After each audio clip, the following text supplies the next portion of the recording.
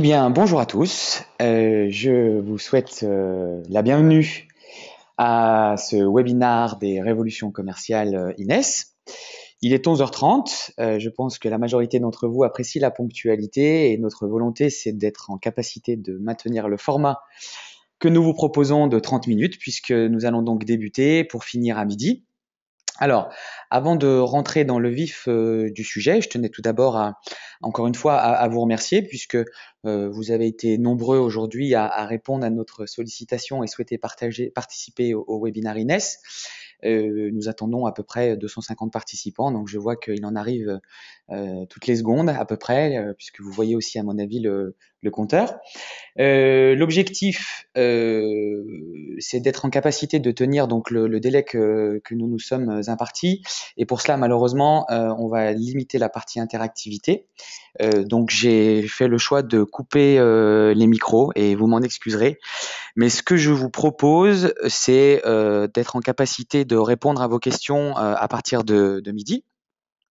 Donc, vous avez un chat que vous pouvez utiliser au travers de cette solution GoToWebinar et je vous propose donc de répondre à vos différentes questions à la fin. Voilà, et on prendra le temps qu'il faut, il n'y a pas de souci là-dessus. Voilà. Alors, eh bien, écoutez, on débute. Ce deuxième webinaire de l'année est dans la continuité de celui que nous avons fait le mois dernier, qui avait, pour ceux qui étaient présents, pour objectif de rentrer dans la logique d'intimité par le biais des relations omnicanales, puisque l'objectif était de vous démontrer qu'on pouvait tout à fait humaniser la relation commerciale au travers d'un marketing et d'une prospection 2.0. Alors, après avoir évangélisé un peu ce sujet ensemble lors du dernier webinaire, l'objectif aujourd'hui était de rentrer un peu plus dans le détail et d'aborder la notion marketing qui est sur la partie inbound marketing, sur le concept inbound marketing, une des parties les plus importantes et nous allons voir pourquoi. Alors, lorsqu'on a imaginé ce webinaire, on est parti d'un constat assez simple qui en définitive qui était plutôt un chiffre, puisque aujourd'hui dans le parcours d'achat des prospects, on constate que notamment les acheteurs B2B ont effectué entre 57 et 70% de leur démarche commerciale avant d'entrer en contact avec un commercial et d'aller chercher un contact physique. Donc l'objectif du webinaire du jour, c'est de vous mettre en main différents types de solutions et d'aller un peu plus loin dans ces concepts qui en définitive ne le sont plus réellement et vous verrez pourquoi, pour vraiment être en capacité d'être, que j'appellerais moi, time to business ou time to opportunity. L'objectif, c'est vraiment d'être en capacité d'être présent au moment de l'acte d'achat.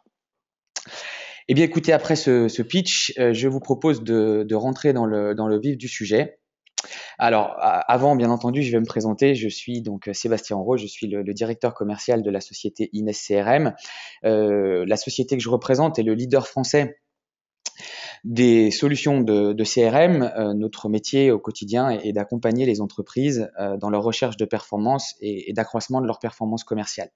Alors, comment notre objectif est de mettre en place des solutions CRM et des projets CRM au sein des organisations, que ce soit sur de ce qu'on appelle de la SFA simplifiée, c'est-à-dire de la gestion de contact, de la vision 360 degrés client collaborative, et pour aller bien entendu jusqu'à des suites marketing très avancées dont on parlera tout à l'heure, en passant aussi par des solutions de gestion de projet ou de gestion de service client, puisque aujourd'hui la partie projet et service client fait partie intégrante de la relation client. Nous accompagnons à peu près aujourd'hui 2500 sociétés dans le monde, dont environ 6 à 700 en France. Et l'objectif pour nous est au-delà même de proposer des solutions CRM, d'être en capacité en fait de les implémenter de façon à ce qu'elles puissent être utilisées par vos collaborateurs, puisque c'est ce qui fait principalement défaut aujourd'hui à la majorité des solutions CRM. Alors, l'objectif n'étant pas de parler d'Inès pendant tout ce webinaire, ce coup-ci, on rentre dans le vif du sujet.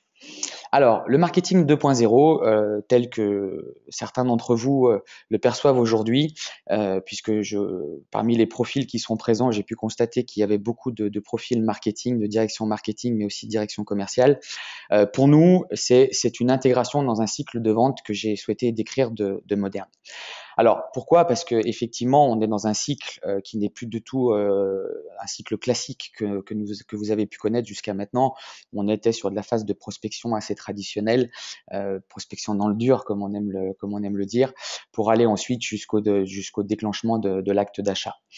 L'objectif du marketing 2.0, c'est réellement d'engager sur 4 éléments. Le premier, c'est le ciblage. Alors, le ciblage est la principale composante d'une stratégie de marketing 2.0. On parle ici non pas de segmentation client, hein, c'est absolument pas l'objectif, petit client, gros client, enfin segment mid-market, TPE, grand compte. Là, l'objectif, c'est d'aller sur un ciblage fin, puisque dans une stratégie de marketing 2.0, l'objectif est d'apporter un élément de personnalisation fort. Donc pour ça, il faut être en capacité de pouvoir utiliser des critères de ciblage précis. Ensuite, nous allons rentrer dans une phase de séduction. Donc, on va voir comment dans les prochaines minutes.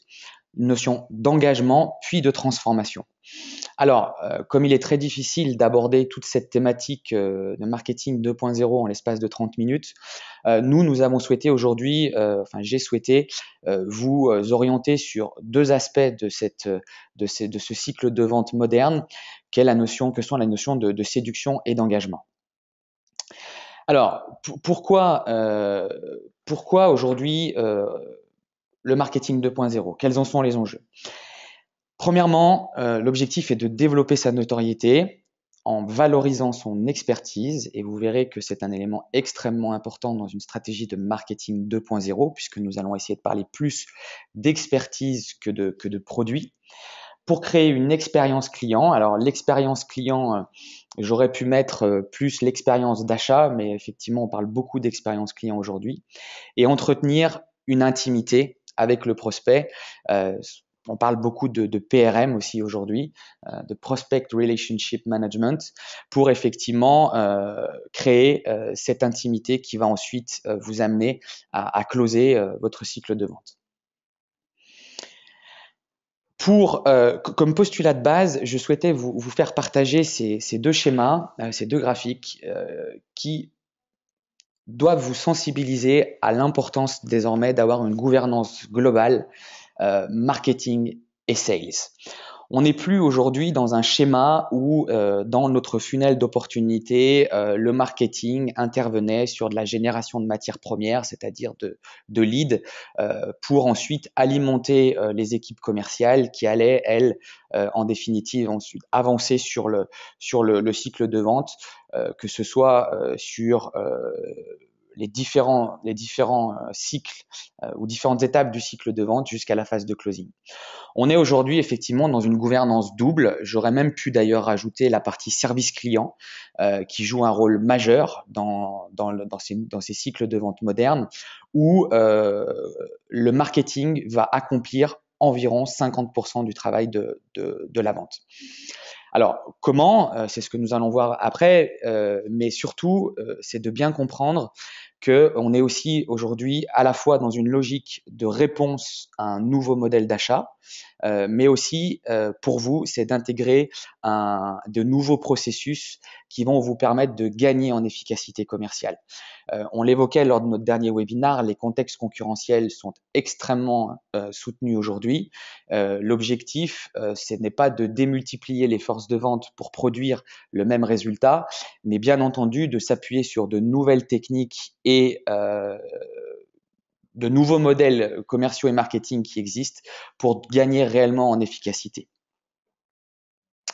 Alors, sur le schéma que vous avez ici, on résume assez bien le côté de l'évolution de la vente avec les différents paliers, où on est dans une première étape de création. Donc là, on parle vraiment de création de contact, de mise en relation, pour ensuite aller sur une logique de promotion. C'est comment je vais pouvoir promouvoir auprès de mes cibles l'offre et de façon assez pacifique, vous allez voir, pour ensuite aller emmener ces différentes cibles qui vont, vous allez voir, se restreindre sous forme de petites populations jusqu'à votre silo de conversion et effectivement embarquer vos prospects sur de la vente.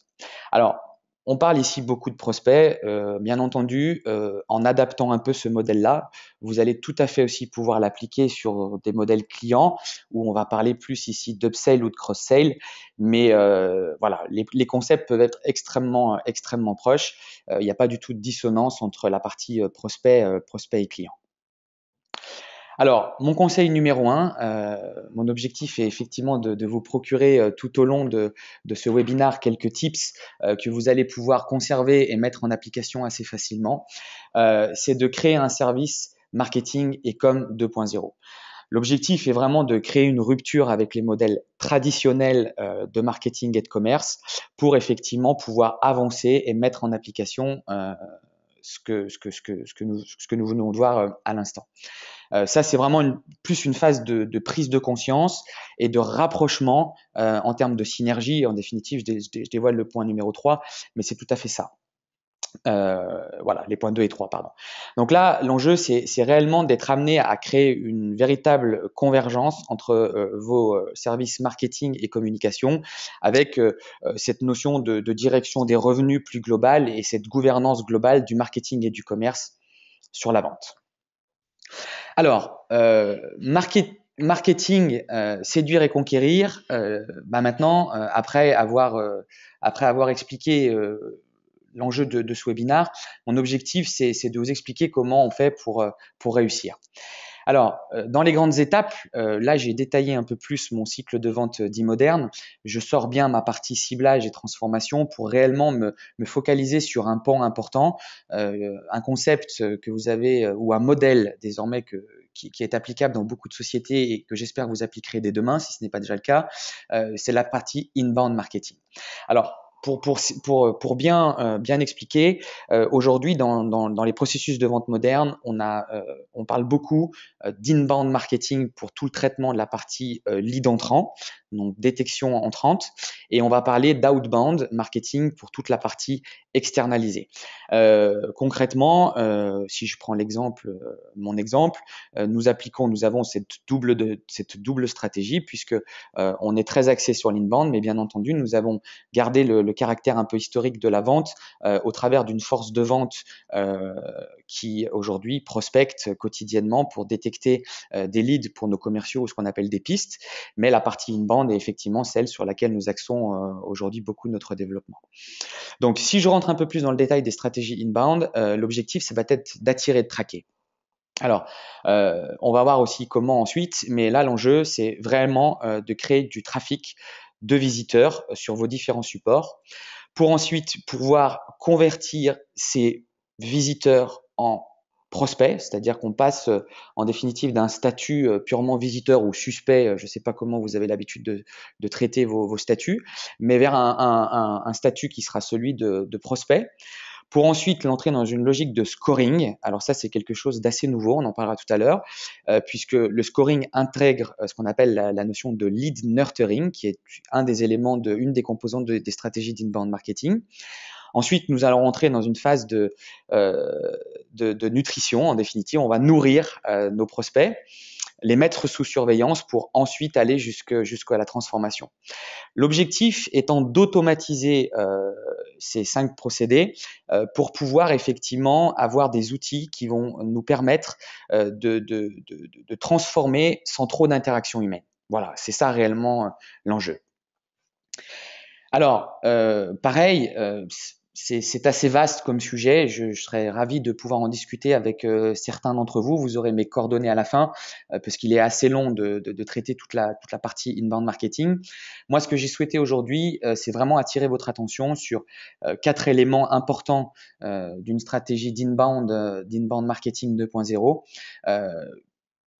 Sur les points, faire un focus sur les 4 points suivants que sont le content management ou content marketing, puisque ça, c'est le postulat de base, c'est le postulat incontournable pour débuter une stratégie d'inbound. Ensuite, on va parler d'outils, donc la partie marketing automation, la partie retargeting B2B, et enfin, on finira par la vision 360 degrés, puisque là, c'est ce qui va nous permettre de commencer à transformer le contact digital en un contact physique. Alors, le content management, alors moi j'aime à le décrire de la façon suivante. C'est une stratégie qui va vous permettre de pacifier la vente. Aujourd'hui, dans nos différentes entreprises, on est tous confrontés à une intervention des fois un peu trop tardive ou d'être un peu trop précoce, on va dire, dans le cycle de vente. Donc là, l'objectif, c'est d'accompagner la croissance du besoin. On sait très bien que quelqu'un n'est pas foncièrement prêt aujourd'hui à en rentrer en contact ou évoquer son projet s'il n'est pas arrivé à un certain degré de maturité. Il arrive même des fois, et nous le vivons nous-mêmes au quotidien, que des projets naissent dans des structures que nous appelions par un canal d'outbound de téléprospection et qu'en définitive, les gens ne nous fassent pas part de leur projet. Donc, on pourrait tout de suite se dire qu'il n'y a pas de projet, repositionner un rappel dans 6 ou 8 mois, mais en définitive, là, les gens ne connaissent pas encore votre société, vous ne les avez encore pas sensibilisés à votre sérieux ou votre degré d'expertise, et à partir de là, l'enjeu, c'est réellement maintenant de rentrer dans une vente plutôt douce, pacifique, qui consiste à tisser un lien fort et gagner de la confiance en communiquant du contenu, en diffusant du contenu. Alors, le content management, tout d'abord, c'est d'aborder des thématiques. Ce qui est vraiment important pour vous, c'est d'être en capacité de mettre en avant des problématiques fortes qui vont intéresser vos prospects ou vos clients si on se positionne dans une stratégie d'upsell ou de cross-sell. Ensuite, c'est d'adapter la notion de format.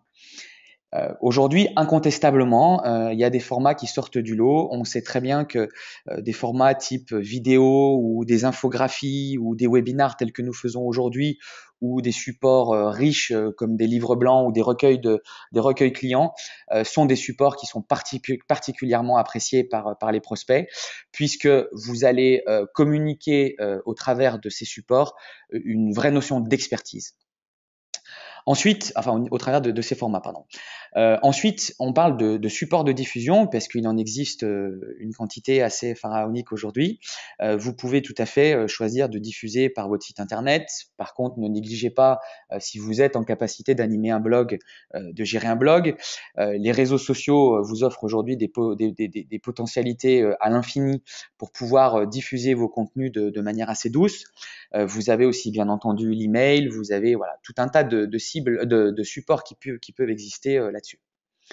Ensuite, alors même si mon objectif c'est pas d'aborder la notion de ciblage parce que je pense pouvoir animer un webinar de 30 à 45 minutes exclusivement sur la partie ciblage, mais là-dessus, voilà, il est important que vous soyez en capacité d'adapter vos thématiques, votre format, vos supports aux cibles que vous allez adresser. Ça, c'est indispensable. Si vous êtes en capacité, je vais prendre un exemple, demain vous adressez différents types de secteurs d'activité, vous venez de créer une référence dans le monde du transport, privilégiez quand vous allez prospecter le monde du transport de communiquer des témoignages clients, du case study ou des problématiques spécifiques au monde du transport à quelqu'un qui est effectivement dans le monde du transport. Voilà, ça va particulièrement l'intéresser. Et ensuite, la fréquence.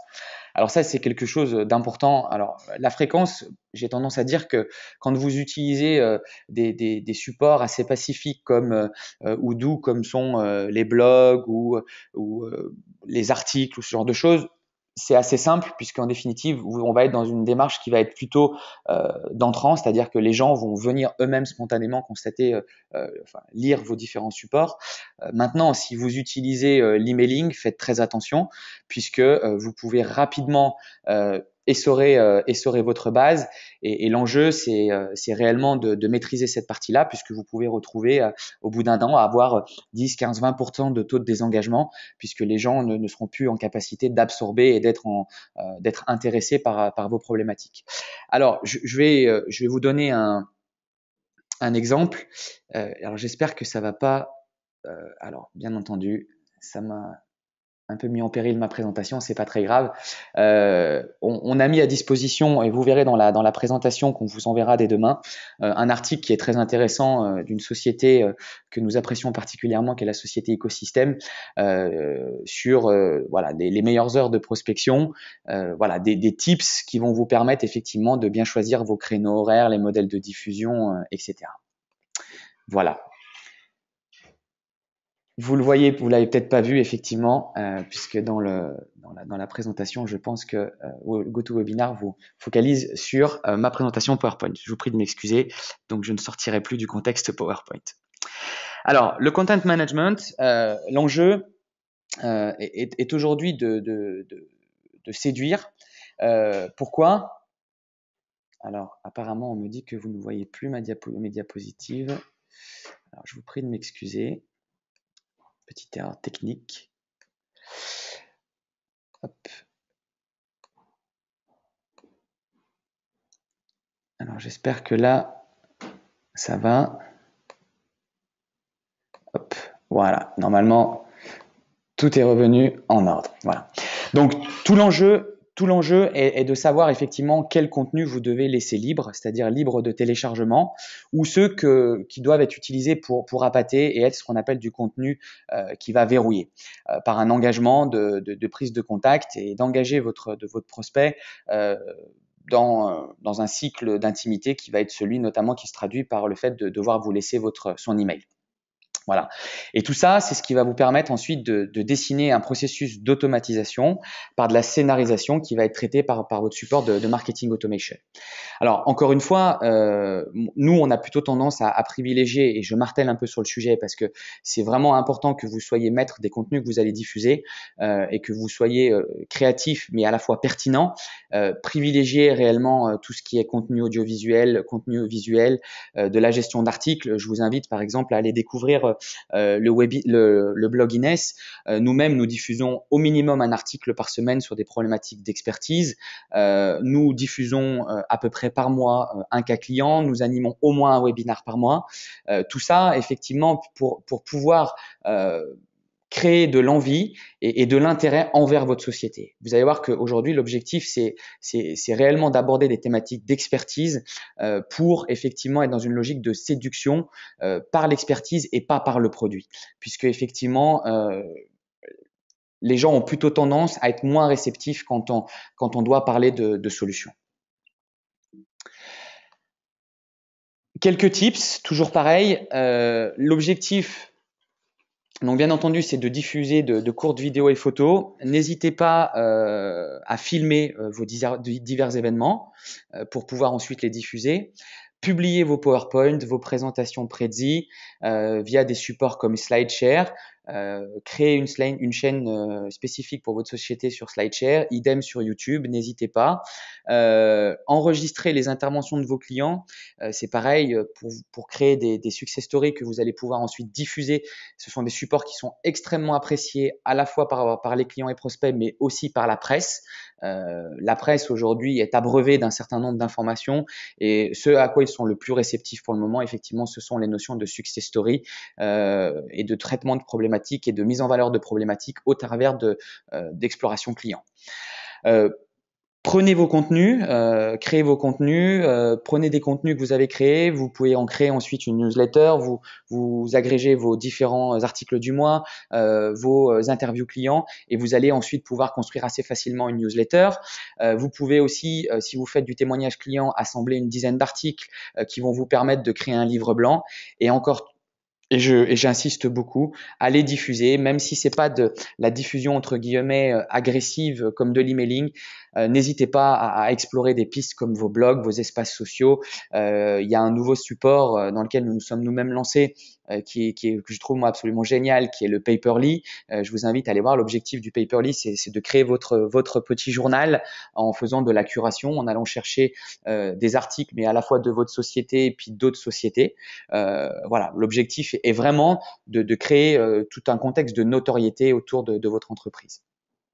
Donc sur cette partie content management, si je devais vous préconiser deux choses, la première effectivement c'est de penser content management, c'est très important, créer du contenu. Alors c'est vrai que tous les contextes d'entreprise ne permettent pas de créer du contenu, mais que vous soyez dans le monde du service ou même dans le monde de l'industrie, vous avez foncièrement une histoire à raconter autour de votre société et vos produits.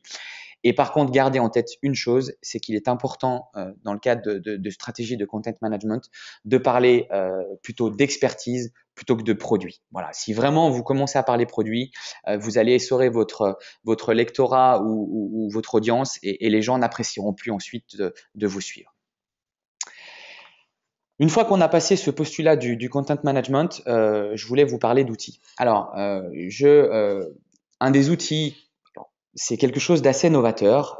On en parle, il y a un gros travail d'évangélisation qui est fait sur le sujet en ce moment, puisque ce sont des techniques qui sont assez répandues, des outils qui sont assez répandus, notamment aux États-Unis, qui commencent à arriver en France. Certains éditeurs de CRM comme nous intégrons désormais des briques de marketing automation, mais comme ma volonté n'est pas forcément de parler toujours d'Inès, j'ai souhaité ici vous faire partager une copie d'écran d'un outil que l'on connaît bien et qui s'appelle Webmecanic, qui est une solution américaine distribuée par une société française qui s'appelle Eureos.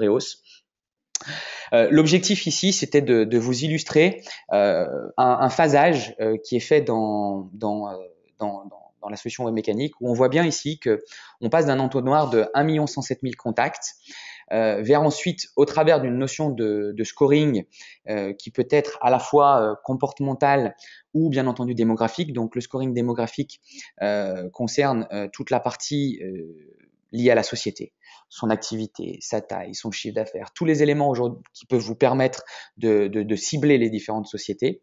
Et ensuite, on va parler de scoring comportemental, où le scoring comportemental est plutôt là pour traquer le niveau d'engagement qu'ont vos prospects ou vos clients sur le type de contenu que vous allez leur adresser. Donc l'enjeu, c'est en fonction du temps qui va être parcouru sur une page, du type de lien sur lesquels les gens auront cliqué, de la récurrence de parcours de vos différents supports, d'être en capacité de leur apporter des points. Et en fonction de ce type de scoring, on va ensuite créer différents types de populations. Donc là, on voit qu'avec le scoring qui a été mis en place, on passe de 1 107 000 suspects à 92 000 prospects. Ensuite, on a une notion de lead qualifié liée à cette notion encore de scoring et de progression de scoring qui arrive à 4 366 leads pour, au final, encore une fois sur cette base de scoring et de niveau d'engagement, arriver à 722 prospects ou contacts qui sont, au travers de ce qui a été évoqué en termes de paramétrage dans l'application, des prospects chauds. Voilà. Et tout ça, ça intervient par des automatismes, en fait, des algorithmes qui sont là pour effectivement vous permettre de cibler et d'automatiser au travers d'un outil vos différentes populations. Dans la deuxième copie d'écran, ici, on est sur une notion de lead scoring. Donc, dans l'outil Webmecanic, on va avoir la possibilité, en fonction de certains éléments, d'aller d'affecter des volumes de points liés soit à des actions, soit à des typologies d'entreprises ou à des cartographies d'entreprises. Donc c'est ce qu'on voit ici. Ici, on voit qu'il y a des notions d'attribution de 30 points pour un certain type de contact. On va avoir un scoring de 15 points lié à un engagement sur un certain type de campagne, 15 points de plus par rapport à une autre campagne, etc. Donc ça, ce sont des scénarios qui peuvent être des scénarios de scoring qui peuvent être définis à l'infini et qui vont vous permettre réellement d'affiner votre ciblage. Donc là où j'attire votre attention, c'est que sur la définition de scoring, il faut aussi travailler cette partie-là à la mesure de ce que vous souhaitez mettre en place. Ce ne sont pas, entre guillemets, si je peux me permettre d'utiliser le terme des usines à gaz, puisque ce sont justement des produits qui s'adaptent très bien au type d'utilisation que vous souhaitez en faire. Si vous voulez avoir deux notions de scoring démographique, que ce soit par exemple la taille de l'entreprise et le chiffre d'affaires, et ensuite d'avoir 3-4 notions de scoring comportemental, vous pouvez tout à fait le faire. Les solutions sont très bien adaptées pour ça. Ici, vous avez une copie d'écran sur ce qui me paraît être aussi la vraie quintessence des outils de marketing automation, que sont effectivement la partie de scénarisation des campagnes. Donc l'objectif est bien entendu d'être en capacité, au travers d'une solution de marketing automation, je vais accélérer un peu parce que je vois que le temps passe, d'être en capacité d'entraîner votre prospect ou votre client dans un schéma de communication personnalisé en fonction des niveaux d'interaction qu'il va avoir avec les supports que vous lui adressez. Typiquement, pour être concret, vous avez quelqu'un qui vient pour la première fois sur votre site, vous le retargetez, on va voir comment, vous lui envoyez un premier type de contenu, il interagit d'une façon, et ben vous définissez qu'en fonction de ce type d'interaction ou de lien cliqué, vous allez faire une rupture de 15 jours et ensuite lui adresser tel autre type de contenu. Et puis, si en fonction de la personne, l'interaction de la personne sur le deuxième contenu, vous allez décider ensuite de faire une coupure d'une semaine pour lui envoyer un autre contenu. Et tout ça va lui permettre d'augmenter son scoring, ce qu'on appelle de gérer une couveuse et de faire du nurturing sur des contacts pour ensuite aller ressortir des leads chauds. La partie retargeting B2B, je vais passer très rapidement. C'est quelque chose aussi qui est assez peu connu par nos sociétés. L'enjeu, c'est d'être en capacité de traquer, notamment sur des supports tels que votre site web, les gens qui viennent avec des IP anonymes et que vous ne connaissez pas. Donc là, c'est des solutions. Alors, en l'occurrence, la solution que j'ai voulu vous présenter ici, et je leur demande, je les remercie de m'avoir autorisé à communiquer certains éléments produits liés à leur société. C'est la société GetPlus, qui en France est plutôt reconnue comme étant une référence du tracking IP. L'enjeu, c'est effectivement d'être en capacité de traquer l'adresse IP de la personne qui va venir sur votre site, de la réconcilier avec des fichiers IP société, donc de définir quelles sont les sociétés qui sont venus sur votre site. Ensuite, d'aller analyser le parcours. Les solutions comme GetPlus vont être aussi en capacité derrière d'identifier les interlocuteurs en fonction de ce que vous leur aurez demandé qui vous intéresse, un DAF, une DSI, un directeur marketing, un directeur des achats, et donc de vous restituer une fiche société qualifiée avec les interlocuteurs et les fonctions attendues. De générer aussi un peu d'automation, même si c'est pas foncièrement leur métier, mais surtout d'être en capacité ensuite de retraquer des gens qui reviendraient sur votre site. Voilà. Vous avez aussi, bien entendu, j'ai pas pu m'en empêcher, des solutions qui sont des solutions clés en main, alors qui vont peut-être un peu moins loin sur certains aspects comme le tracking IP, mais par contre effectivement qui sont déjà en capacité de faire du tracking comme la solution Ines CRM, puisque nous, dans nos solutions, nous avons effectivement une fonction marketing avancée avec de la génération de campagnes, la possibilité de concevoir des emailing, des formulaires HTML avec cette notion de tracking et d'enchaînement de process qui vont vous permettre de à la fois conduire du tracking, d'alimenter des téléprospecteurs en fonction des volumes de tracking qui seront effectués, d'avoir des formulaires de qualification et d'engager aussi malgré tout sous forme d'une petite automation vos prospects. Voilà. L'enjeu réellement, et ça c'est le dernier aspect qui est important, c'est la notion de surveillance. C'est-à-dire concrètement, beaucoup de structures ont tendance à très bien communiquer, à faire beaucoup de choses sur la communication, mais très peu tendance à scorer et traquer et d'essayer de mesurer en fait des niveaux de retour sur investissement sur les solutions. Donc ça c'est vraiment important puisque c'est ce qui va en définitive vous permettre de corriger vos différents axes de communication, d'adapter vos budgets marketing en fonction. Là, si je prends une analyse d'une campagne qui a été faite au travers de la solution Ines, on voit par exemple qu'on avait 705 contacts. 705 contacts ont été adressés pour une opération que nous avons fait au travers d'un sponsoring de vernissage. On voit ici que vous avez un taux d'ouverture de 40,4%, un taux de retour de 15,5%.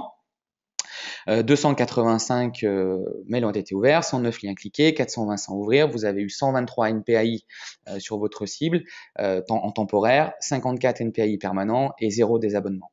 Et ensuite, vous voyez au-dessus dans l'autre cadre rouge, ce qui est important, c'est d'être en capacité d'aller lier ensuite les affaires qui vont être générées et même signées directement à la campagne. Donc, ce qui nous permet effectivement d'avoir une vraie notion de tracking, d'être en capacité ensuite d'aller positionner nos commerciaux sur de la relance efficace. Ça sert à rien d'aller relancer en priorité des gens qui n'ont pas montré d'intérêt pour une campagne.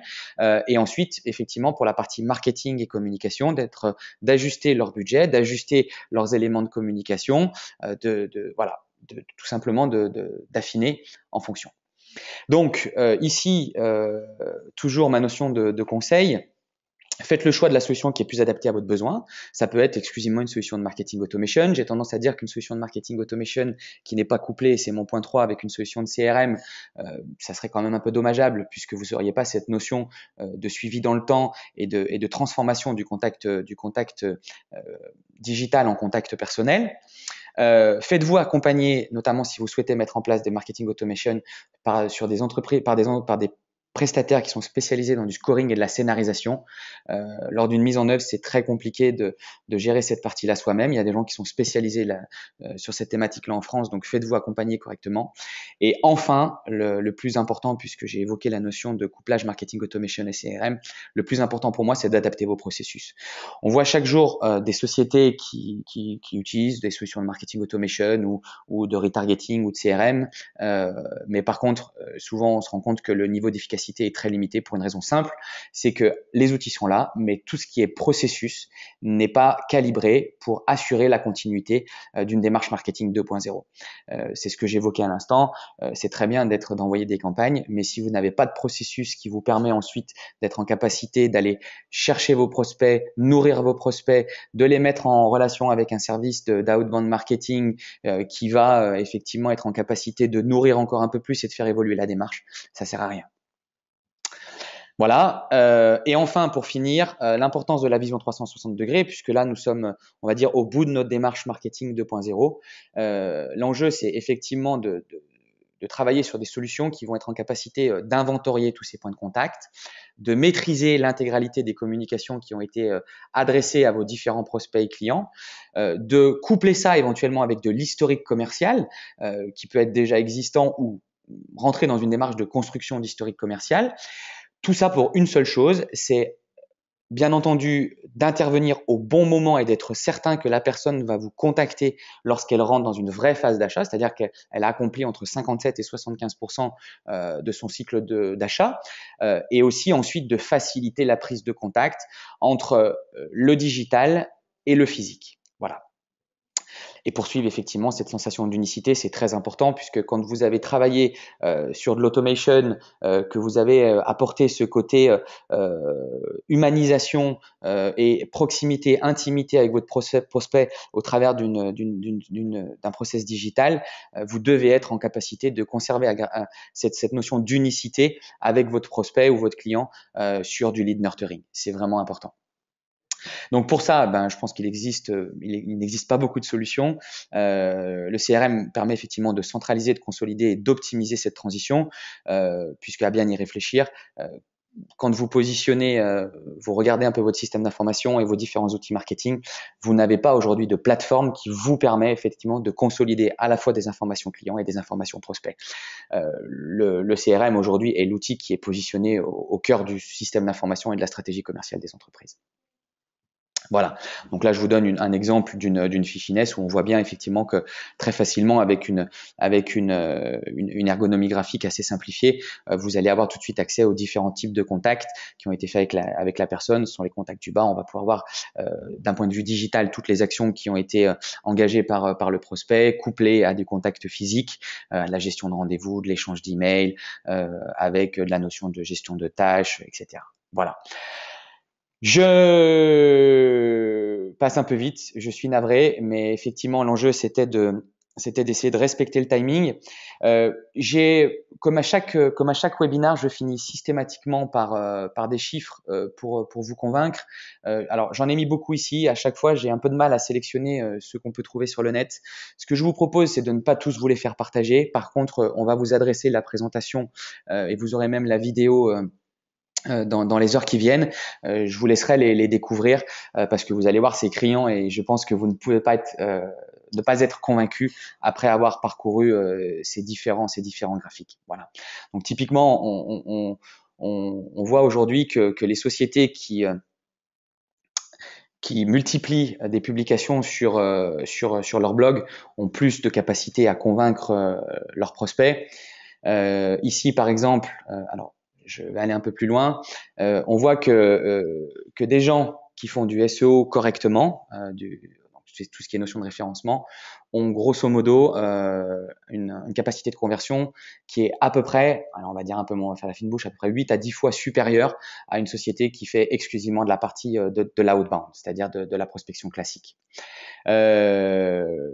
On sait ici que sur une population de 100 personnes, on en a 66 qui ont effectué un achat suite à un email marketing. Donc c'est pareil, la partie emailing, si vous savez bien la travailler, c'est quelque chose de redoutable. La partie, alors celui-là c'est un de mes préférés. Pourquoi le lead nurturing est aussi important? On le voit très rapidement ici. Seulement 25% des leads sont prêts pour une proposition de vente. Les 75% restants doivent être qualifiés avec du lead nurturing. Donc là, on voit bien l'importance de la notion de qualification, à moins que ce qui vous intéresse, c'est de travailler les 25% qu'on voit ici et de mal travailler les autres 75%. Mais si voilà, vous voulez vraiment rentrer dans une logique d'efficacité, on voit que vous devez travailler ce besoin de lead nurturing. Alors ceux-là, ils sont aussi très sympas. Les compagnies, les sociétés en fait B2B qui bloguent génèrent 67% de plus de leads. Donc ça, c'est voilà, je vous laisse. À mon avis, c'était assez criant pour que vous puissiez le retenir par vous-même. Le lectorat en ligne. 8 personnes sur 10 s'identifient comme des lecteurs de blog. Donc aujourd'hui, vous dire qu'un blog, ça sert à rien, je pense que ça serait une grosse erreur. Et encore une fois, si vous avez une histoire à raconter, n'hésitez pas à animer un blog. Par contre, une chose est sûre, c'est que si vous décidez de rentrer dans une logique de conception d'un blog, vous devez être strict sur votre capacité d'alimentation de votre blog, que ce soit bien entendu avec des éléments, des contenus internes ou d'aller faire ce qu'on appelle de la curation, mais vous devez respecter le blog et notamment les gens qui s'engagent sur votre blog. Alors voilà, on a une stat aussi qui est assez criante. Un blog donne au site 434% de plus de pages indexées et 97% de plus de liens indexés, d'où l'importance d'avoir un blog. Les lignes inbound coûtent 60% moins cher que de l'outbound. Ça, je vous laisserai faire vos calculs. J'espère que c'est un ratio que vous gérez aujourd'hui. Très clairement, faire de l'outbound aujourd'hui, c'est quelque chose qui coûte très cher, même quand c'est bien géré. Alors, je dis pas qu'il faut pas en faire, parce qu'on a des projets qu'on détecte en outbound qu'on ne détecterait pas forcément en inbound. Mais par contre, voilà, on voit c'est criant que si aujourd'hui, je sais pas, vous avez un lead moyen vous coûte chez vous à peu près 500 €, ce qu'on constate en moyenne sur de l'outbound. Je pense qu'en inbound, on doit être sur un coût d'acquisition qui doit être plutôt entre 100 et 150 €. Alors les webinars, ce sont des supports qui plaisent beaucoup aujourd'hui. Alors on a été à peu près on est monté jusqu'à 130 participants ou 140 participants, ce qui est extrêmement positif, hein, et je vous en remercie d'ailleurs. Mais on voit bien que le content marketing rapporte que 61% des marketeurs B2B notent les webinars comme étant le marketing de contenu le plus efficace. Moi, j'en suis aussi assez convaincu, notamment quand vous arrivez à adresser des petits formats réguliers avec des problématiques ou des thématiques intéressantes d'expertise. Ça va vraiment engager vos prospects, vous verrez. Bon, écoutez, ce que je vous propose, on a déjà débordé de quelques minutes.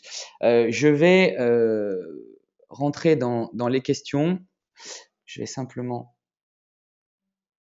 Voilà, donc je vous invite par contre, avant de rentrer dans les questions, à déjà vous inscrire. Vous verrez dans la lettre dans l'email de remerciement que nous vous adresserons tout à l'heure avec la présentation ainsi que la vidéo. Vous pourrez déjà vous inscrire au prochain, donc prospection 2.0 échec et mat, et on vient de positionner celui du mois d'avril, puisqu'on est à peu près sur un doublement de la population à chaque webinar, donc ça nous encourage à continuer.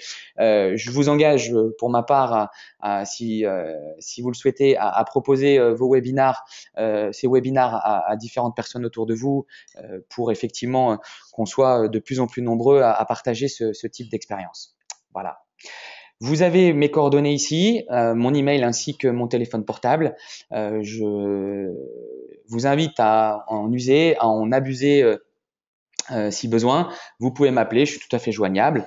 Si vous voulez échanger sur des éléments un peu plus précis de ce que nous avons vu aujourd'hui, il n'y a aucun problème. Nous pourrons en parler ensemble, il n'y a pas de souci. Alors, je regarde un peu les questions que nous avons eues. Donc effectivement, donc ça j'ai répondu. On est tout à fait en capacité de vous adresser les supports. Il y a aucun problème.